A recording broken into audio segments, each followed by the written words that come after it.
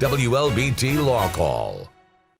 Welcome back, everyone. And this evening, we are taking questions about car and truck wrecks. We were just having a discussion off camera during the break here around the rights of the witnesses. And Rocky was sharing some information, something we never really talked about once on here on Law Call. So Rocky, just explain what are the rights of witnesses during wrecks?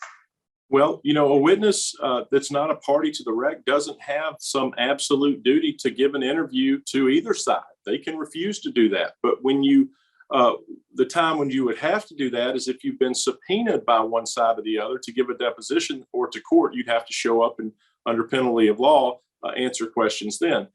But no side has a right to harass you just because you happen to witness some traumatic event. And that should never happen. And I've seen it happen quite a bit, but we have an ethical duty to be upfront with you about who we represent. We have an ethical duty not to harass you or tell you, mislead you in any way. But normally I would tell somebody that witnessed something, you can cooperate with either side, but it sure is easier to give your version one time in a deposition where everybody's present. Mike, what's been your experience with witnesses? Because they're in almost every case.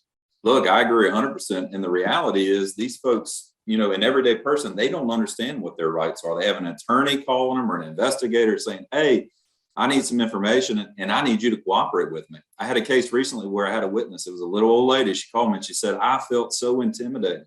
And it was the insurance company. They were trying to get information from her.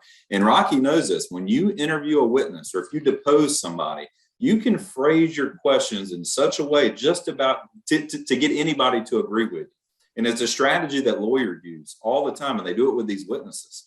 So again, I would say be extremely careful. And I agree with Rocky. Give your story once and give it once to both sides. That is the fair way to do it. So absolutely, though, you cannot intimidate. You cannot mislead. Those are things ethically that we cannot do as attorneys. And it seems like it happens sometimes. So great input.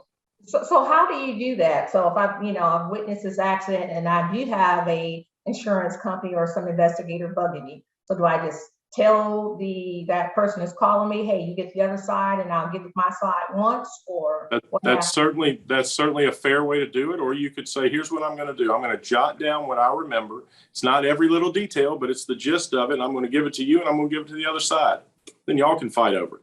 But I mean, there's different fair ways to do it. But the way that I don't like is where somebody swoops in, gets a statement from a witness, and then doesn't tell the other side that they have that for 6 months or a year. And then when you ask for it, or the witness may have forgotten about it, they won't give the witness a copy of it. Well, the rules say you've got to give it to them. And so, there's a lot of little tricks that can be used, and I really don't subscribe to them. I know Mike doesn't either. But as a witness, you certainly have rights not to be harassed and not to be misled. And you have a right to a copy of your statement before you testify, even if it's been several years. All right, good advice there.